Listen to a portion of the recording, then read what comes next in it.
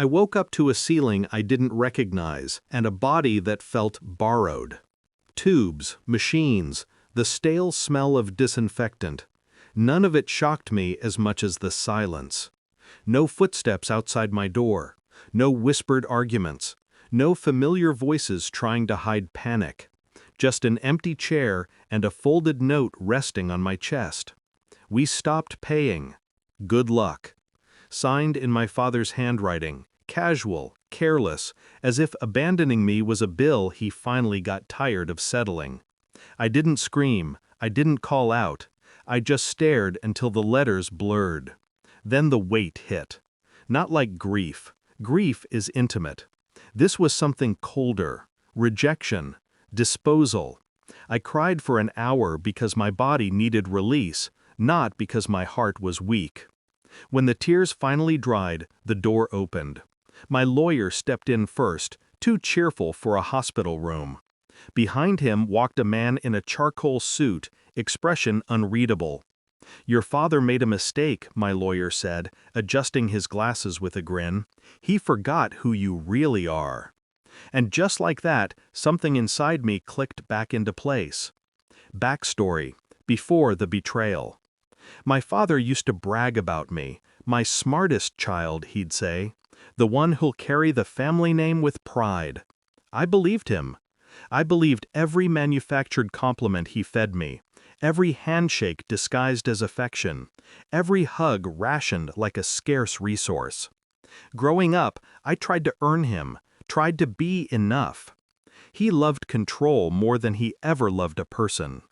I didn't realize back then that admiration is just another leash with a polished handle. The signs came slowly. First, the half-truths. Then, the postponed hospital bills. Then, the nurses whispering when they thought I was unconscious. But the real evidence came the day I overheard my siblings in the hallway. "Dad says keeping them alive is a waste," my brother muttered. "She's already a burden," my sister added. I wanted to believe they were confused, misled. But the truth was simpler. They were all extensions of him, spineless shadows who obeyed.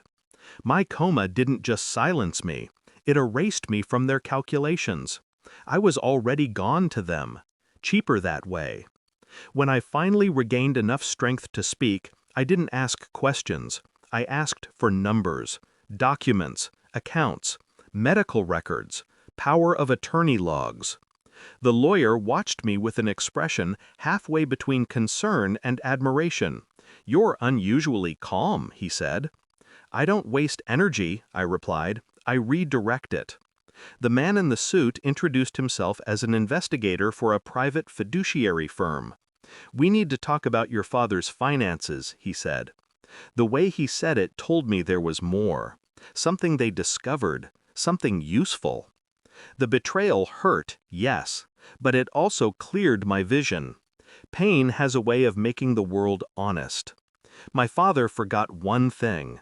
He raised me to study patterns, and I learned his better than anyone. Step by step, I built the trap. 1. I signed the papers authorizing a full audit of every account tied to my medical expenses. Not just the ones he stopped paying, all of them. 2. I requested access to the trust fund my mother left me, the one he had managed since her death. Half the transactions were fraudulent, the rest were stupid. 3. I documented everything. The neglected bills, the forged signatures, the reallocation of funds that were legally mine. 4. I stayed silent. Silence terrifies guilty men more than confrontation. The investigators' findings were worse than I imagined.